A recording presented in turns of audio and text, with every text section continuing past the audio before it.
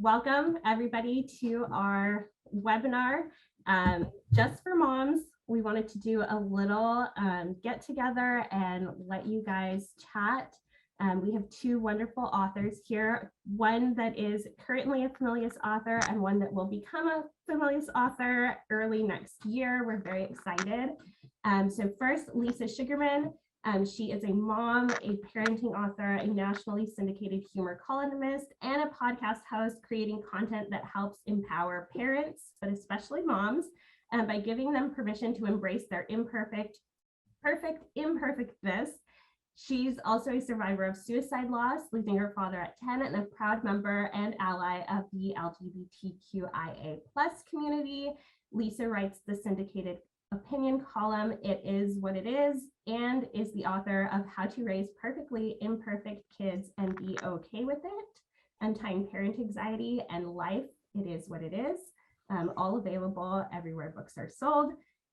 Lisa is also the co-host of the podcast Life Unfiltered on iTunes and iHeartRadio, and a regular contributor on Healthline, Parenthood, Grown and Flown, Today Parents, Thrive Global, Care.com, Little Things, and more content now.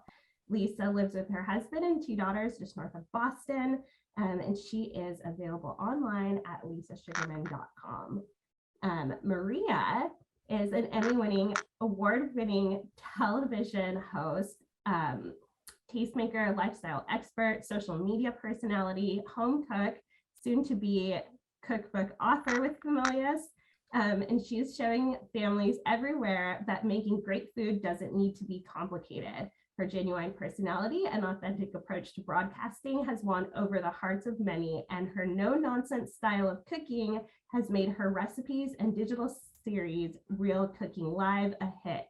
In over 20 years in the industry, Maria has done it all, from anchoring morning news programs to covering red carpets and major sporting events to hosting travel, entertainment, and cooking shows.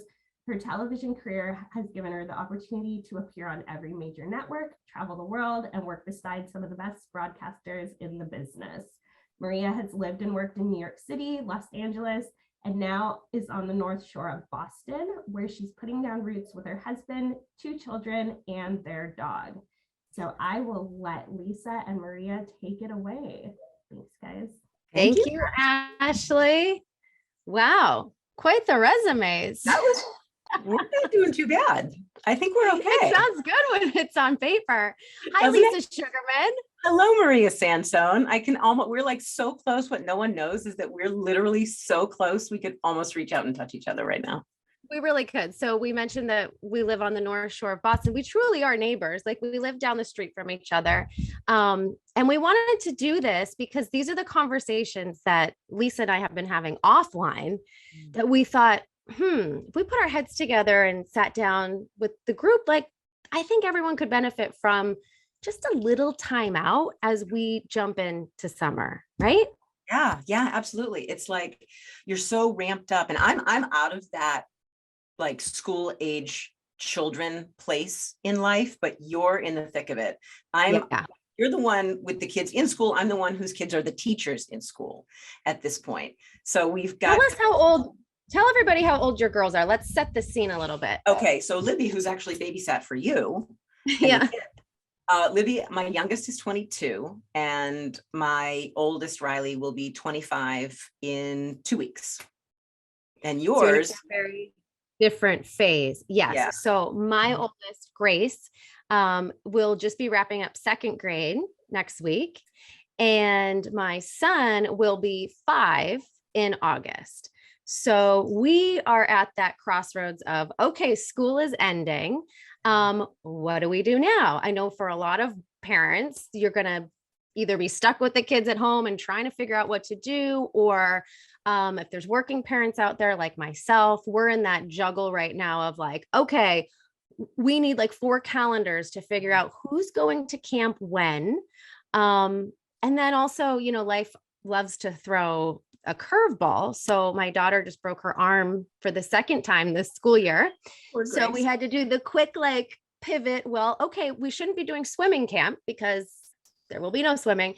So just trying to juggle everything. So for moms out there who are going through that, I feel ya. And Lisa's in a very different place with that, where you kind of were saying like summer doesn't feel like the summers of yesteryear.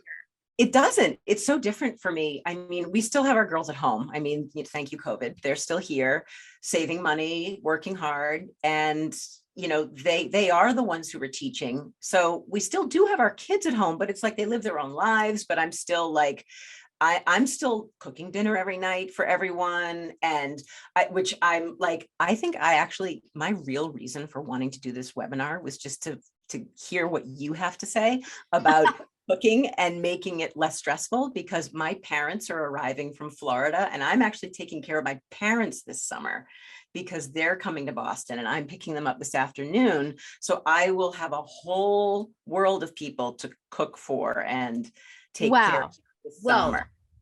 That's what my book is all about. That's going to be coming up, is just quick and easy meals to take that take that stress off our plates. Like, we have enough to worry about. Mealtime should be fun and relaxing. And for a lot of people, it's not. So I would love to try to change that and empower people and make people feel better. But you bring up something that's important too. And you are like a lot of women right now who are in that in between of taking care of parents and taking care of kids at the same time. And I'm sure that brings with it its own set of unique challenges. It does. And it's interesting too, because they're so self-sufficient. Like both, you know, my parents still live on their own in Florida most of the year. And then they come back and forth. So they're self-sufficient. And my kids are grown women and they're self-sufficient. And yet I have to consider all the people all the time, because I'm still doing all the same things that I was doing when my kids were your kids' ages. I'm still like getting up I'm the mom who gets up to tell my 22 and 25-year-old, have a great day at work. Like Dave and I get up every morning and we have coffee and sit on the couch while the girls are like buzzing around the kitchen doing their thing. So we still are doing the laundry and doing the food shopping, like doing all the stuff. So it's, you know, are you delegating though to these very capable women? Okay. Yeah. Believe me, they are both very, very good about like when they're at the market or when they're at Target or whenever they are anywhere. I get the phone call or the text, like, what do you need? What can I get you? So, I mean, they're very self-sufficient and they're very helpful in that way. So, but it's still, you know, it's still like, it may not be the exact same stress that you have or the other parents with younger children who are coming out of school and diving into summer have, but it's still that stressfulness. And it's, you know, and I feel like, and this is something I know that you and I wanted to talk about it. It's kind of a good way to segue into it, that positivity, that attitude, and that cutting ourselves some slack, because inevitably we cannot fill everybody's time and everybody's plate and, you know, ensure that everything is going to, you know, flow into this beautiful little, you know, kind of summer picture for the next 2 months. Things will go haywire. People will be bored. Right. And we're going to talk about embracing the boredom and how awesome that can be. Yep. I say this all the time. You cannot be all the things to all the people all the time. And for someone who juggles a lot of different things, and like you and like many of you out there, a lot of balls in the air, I find I rarely nail all of it. Right. It's like either work is going really well and you know, I'm not dropping any balls there, or home life is going swimmingly and I didn't forget to RSVP to birthday parties and I didn't forget to take my daughter to theater practice, which all happened like yesterday. You can't do it all the time. And so once you kind of recognize that and you can give yourself that grace, because the last thing we want to do is beat ourselves up about it. Right. You know, it's not helpful. It's stressful. And then that stress really trickles down to the rest of the family. They're not holding us to the same standards that we hold ourselves. No, never. They absolutely won't. And that's so funny. It's like when you really think of it, and that's a really good point. Like, we're the only ones who see behind our curtain of kind of like how the sausage is made. Like, the kids see the meal on the table. They don't see us like frantic at the market or frantic in the kitchen, or they just see kind of the end result of everything. And they don't see our stress when we're trying to shuffle people in every direction. And so it's like, what you don't know isn't going to affect you. So if we have to just cut ourselves that slack. And we also have to, this is something that, we talk, you and I talk a lot about this, just like over coffee all the time. We just have to be okay with dropping balls and not beating ourselves up about that, because, when we do, it's, then that toxicity kind of is infectious and it infects everybody, and then everybody's wound up. So, we can reconcile that the summer can be chill. I think we're all a lot better off. And what you're saying plays into the big word delegating that I brought up before with your kids. If you have a partner, a lot of times, and for women, a lot of times we somehow end up getting stuck with the majority of the things, like the birthday parties that I mentioned, who's getting along with so-and-so right now, who has food allergies, the buying of the present, the wrapping of the present, the camp, the this, the that.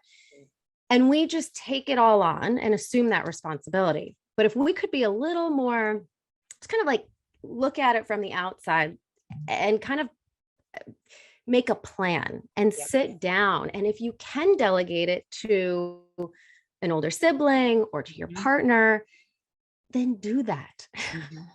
Ask for help. It's one of my biggest tips, although I'm not great at it. I'll admit, I think it's like in our DNA. Yeah. Physician, heal thyself. Ask for help and then receive the help. Right. And I think that will free up a lot of space this summer if we can do that. So that would be one of the things. That would be a homework assignment, I would say, for everyone, is find something that you can delegate, that you can take off your plate, and ask for that help, and then receive that help with no guilt. Yeah, exactly. And you know what? And kind of like jumping off of that, like stretching out that idea, especially kids your ages, like Benny and Grace's ages, that's a great time in the summer when they're not like getting up every morning and sprinting out the door to school, and they have all their activities. And there is that, that slower pace that's just that natural part of summer, even if they have camp, even if they're doing those things. Summer's a great time. I used to do this with the girls all the time, where you would get them more involved in doing those things. You'd be delegating little things to them, like, Benny, go feed the dog. And Grace, can you help, help your brother make the bed, and things that they don't have the time for. And you get that buy-in when they're kind of in that rhythm in the summertime, and then it just kind of carries over to the fall. And they learn those chores, and they get those responsibilities. And they love that. They may fight you on it, but even a child as young as 2-3 years old, to give them an age appropriate chore that they can feel a sense of ownership and responsibility. And my kids loved a chore chart. Very fun for them to be rewarded for something, to help out in the house. I mean, laying that groundwork, summertime is a great time to lay that groundwork. So when school does roll around, you've got something in place, which I really like.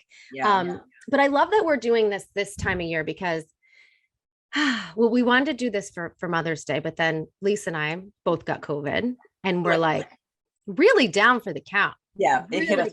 Like, I'm just coming out of it a good 3 weeks later, and I feel like you were the same way. I was. We were. I had it first, and then a week or two later, you called me, and we had already planned on doing this in the month of May, which is like so typical of just life, parenthood. For the last 2 years, everything's just like, you put an ish on the end, like, we'll do that ish. Everything is haywire. Exactly. But for me, we've had here in New England, and I don't know where all of you are from out there, but I'd love to hear. It was a long winter.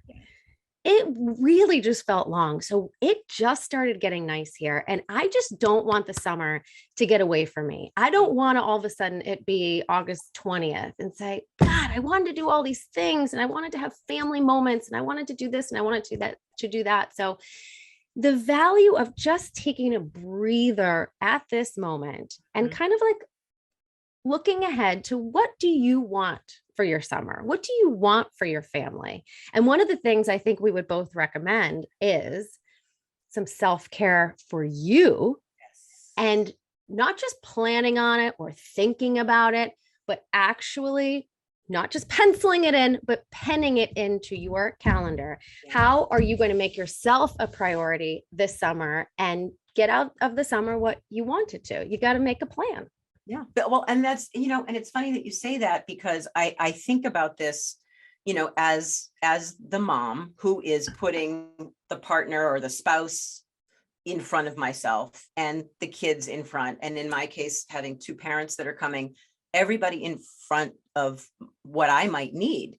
Yeah. So at the end of the day, it becomes, when you're that mom taking care of everyone, all you're doing is checking off all the other boxes of everybody else around you. And at the end of the day, you're like, well, I really didn't get much out of today, except took care of everybody else. So that's why that piece, I'm so glad you brought that up, is so important. And one of the things, and you and I were talking about this before we even went live, one of the important things that we have to do to accomplish that is to really lean into our partner or our spouse or our support network and reach out and say, I need a day off, or I need a morning off, or I really just need to go get my nails done, because I really just need to go get my nails done more just to get out of the house. And we need to communicate those things so that we can actually, that's how we check off that box. And again, to do that with no guilt around it, right. To allow yourself to say, I'm going to ask for this.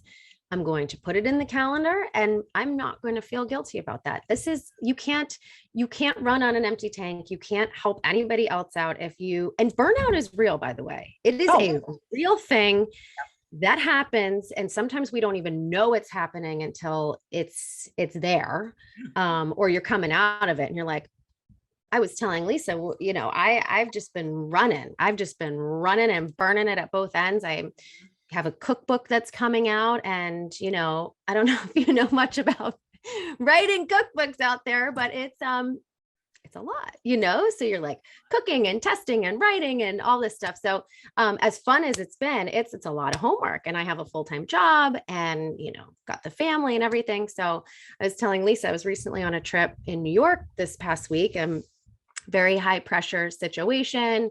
And my daughter was home with a broken arm and required surgery. And what was happening physically to my body was undeniable. I was having physiological reactions to the stress I was having. Like, stress is real and burnout is real. And if you push yourself too hard, your body will just stop. Right. And then nobody's winning. Nobody's winning. So you've got to find these things before you get to that point where your body's like, I will not go any further. Well, it's the old oxygen mask on the airplane. Like, they tell you for a reason, put it on yourself first, then put it on your child. Because if you're not okay, no one's okay. No one's okay. And that's the whole point. And so that means filling up your tank in the ways that make you feel good. So Lisa mentioned the village and asking for help, but I rely so much on my girlfriends. My mom friends are amazing. And not just for like the occasional, like, hey, can you actually pick my kid up or something? But just to say, can we get together for dinner and just talk smack like about the way we're feeling right now? And not too long ago, we all got together and ended up telling our like labor war stories. Well, you can only tell your certain group, but you gotta get that off your chest. I mean, there's a lot of trauma there for a lot of us. And we just sat there, and every time the waiter came over, I'm like, I'm so sorry. We're talking about lots of different things that are not appropriate for most dinner tables, but that's just where the conversation went. And to be able to have that outlet with your girlfriends, to me, is a huge form of self-care. Yeah, it is. Form of self-care. It is. And it's funny because, for me, and you know me better than most people do, that in my case, and there's so many different kinds of self-care out there, and that's one, and it's amazing. For me, I have those conversations while I'm running with friends. When I make sure that no matter what else is going on in my life, I prioritize that either, 30 minutes of yoga or that meditation or that run with my running group You're very good about the moving of the body piece. I do move very, my body. very good. I do. That's something I'm working on this summer. That's like the first thing that goes by the wayside for me is like, if I'm so busy, it's like, oh, skip the workout, and it needs to be mandatory, even if it's a 20-minute walk. Yep.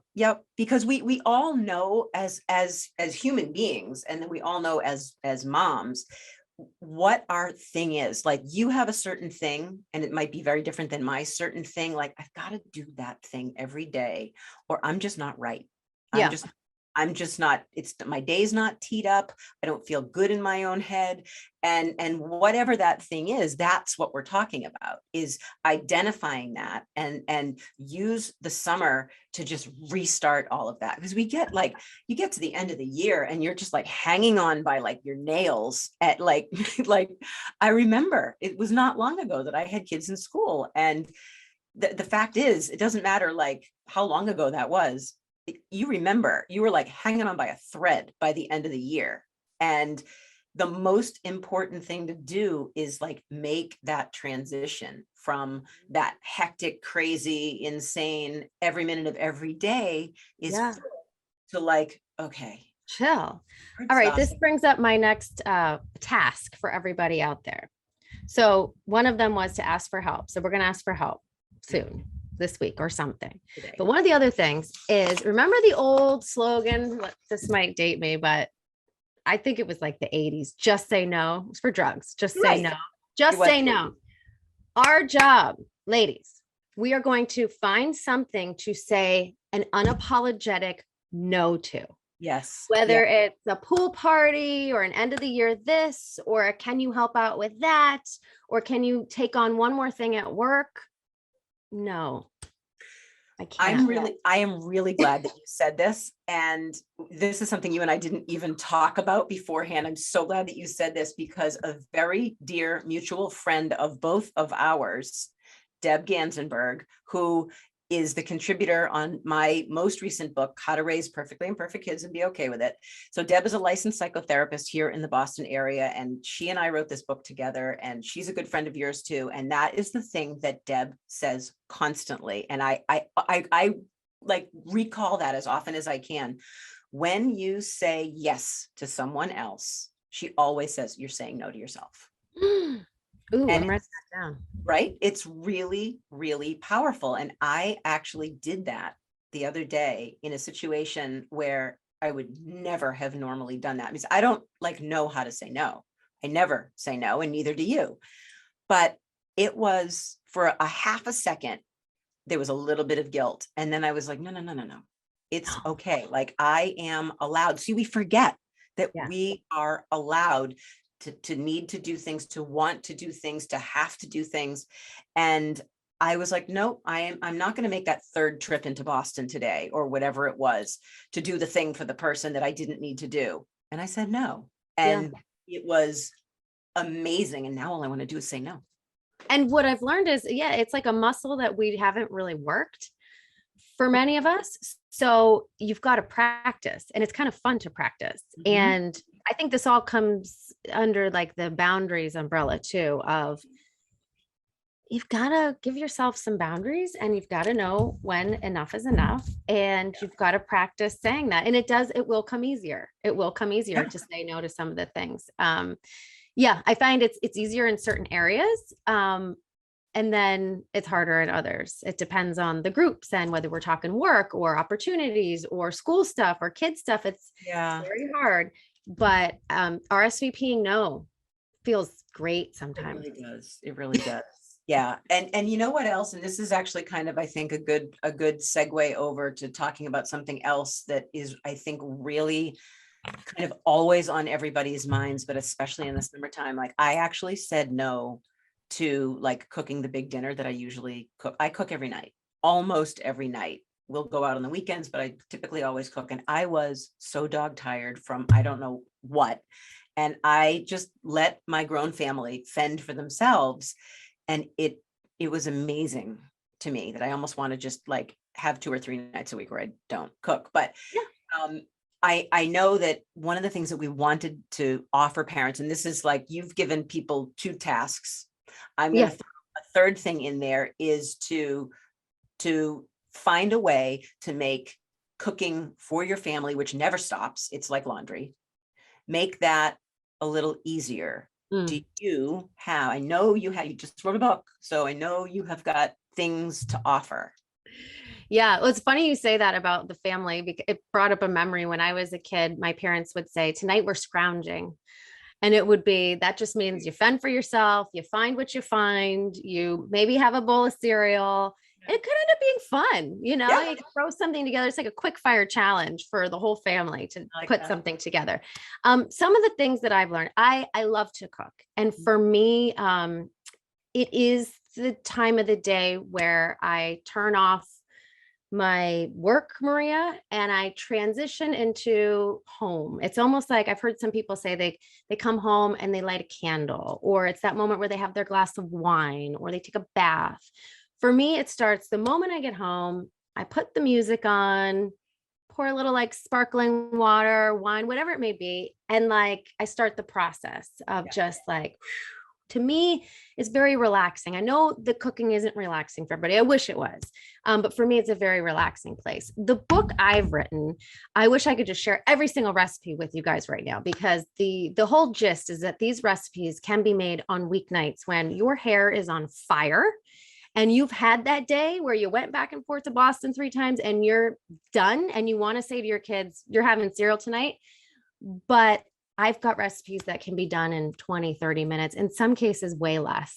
I've got some really good recipes that are like 15 minutes, like my shrimp scampi. Boom, everybody's happy.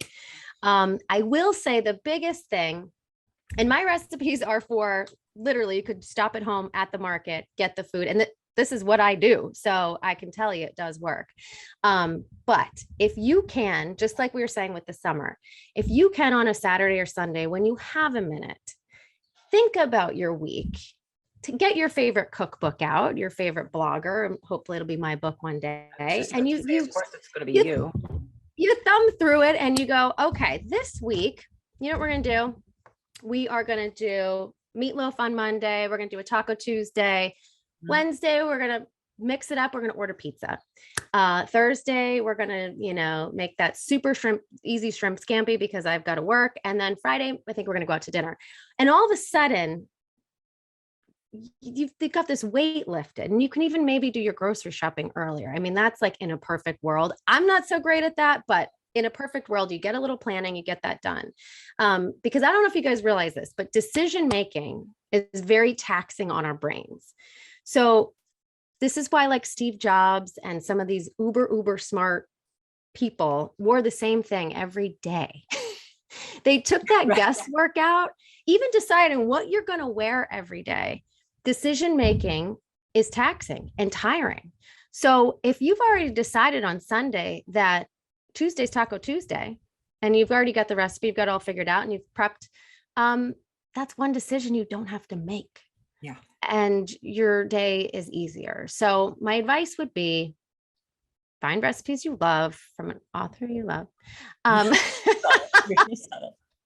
But plan like anything, just like give yourself, and you don't have to go the whole week in advance, but give yourself a little plan so that you're not scrambling, because then it's no fun, Yeah. But I find myself in the scramble a lot. And like you, I mean, there are a lot of people. I say that I don't love that, that constant stress of cooking, because, in reality, it is nice to not have to think about it, to just have it taken off your plate, or to know what you're going to do. I mean, I do love it. And I do find it cathartic like you do in a lot of ways. But, I also, it's nice to have that balance where, things are kind of, you're not flying by the seat of your pants, things are planned. What I do a lot of, and I don't know, maybe this is something that's in your book. I know bits and pieces of what's in your book, but I don't know all of what's in your book. Sheet pan recipes.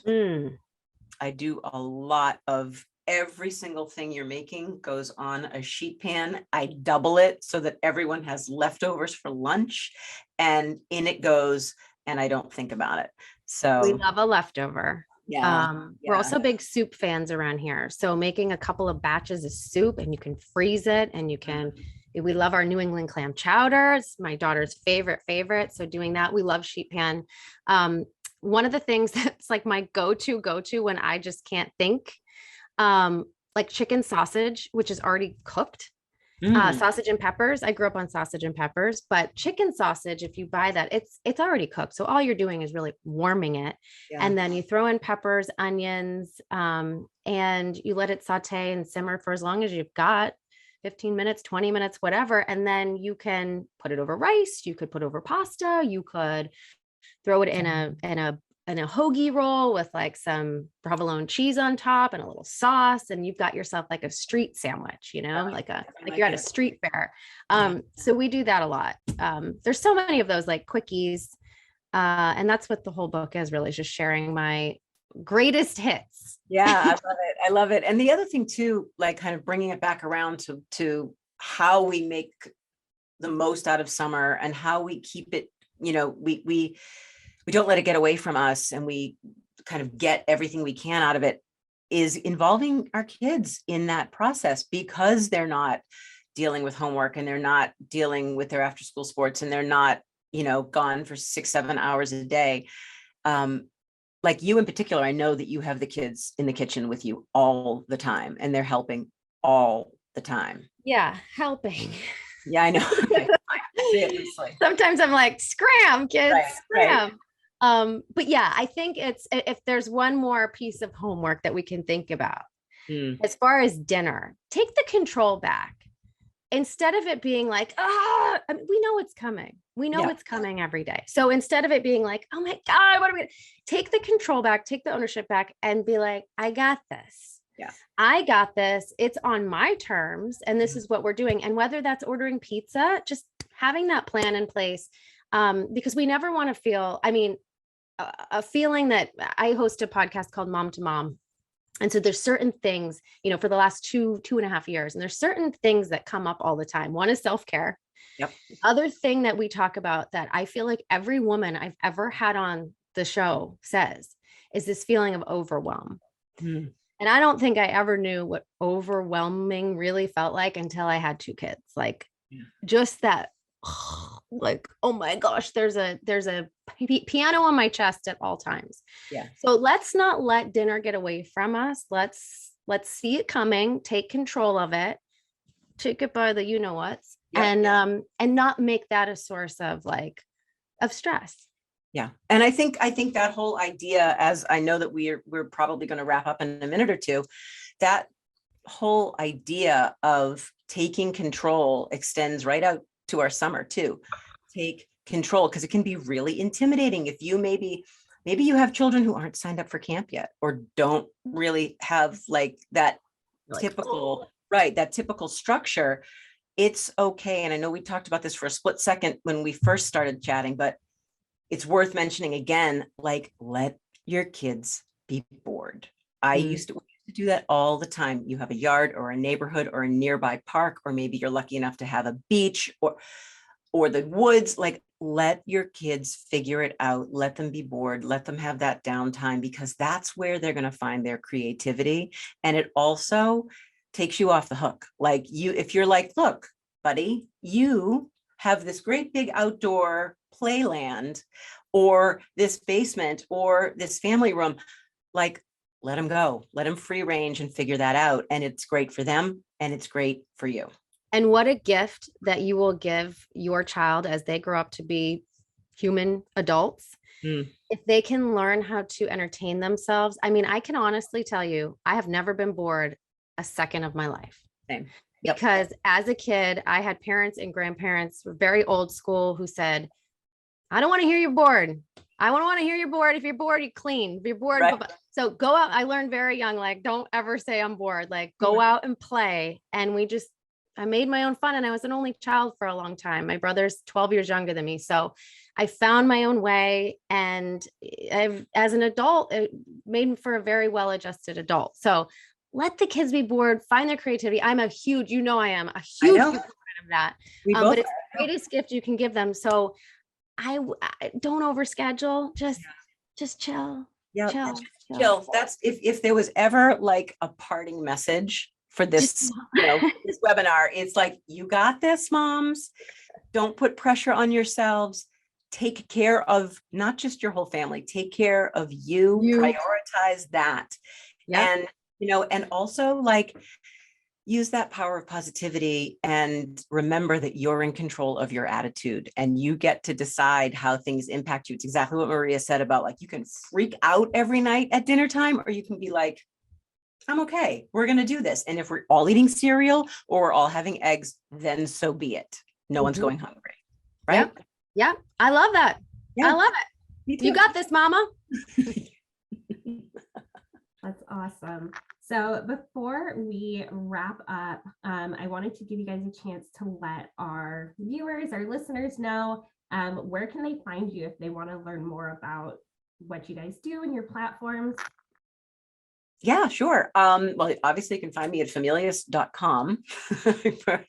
My books are there.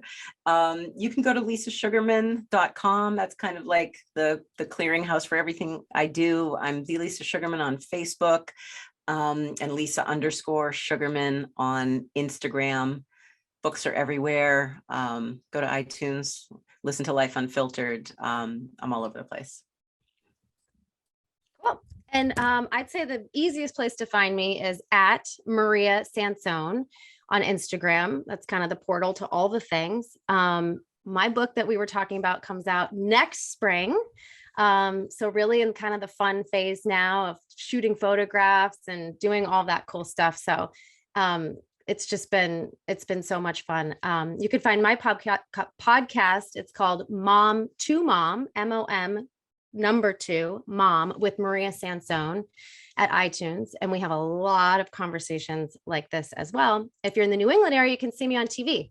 I host a show called The Hub Today, a morning daily lifestyle show, and various other places too. But come and find me at Maria Sansone and drop me a DM and let me know that you were here today, and we'll be friends forever. Yes, do the same. Yes, yes, yes. Wonderful. Well, thank you both for being a part of our webinar series. For folks who may have missed the live, we will post the recording and send it to them directly in their inbox. And it'll also be available on YouTube. So we will share that with you as well. Thank you guys. Happy summer, everybody. Happy summer. Bye. Bye. Bye.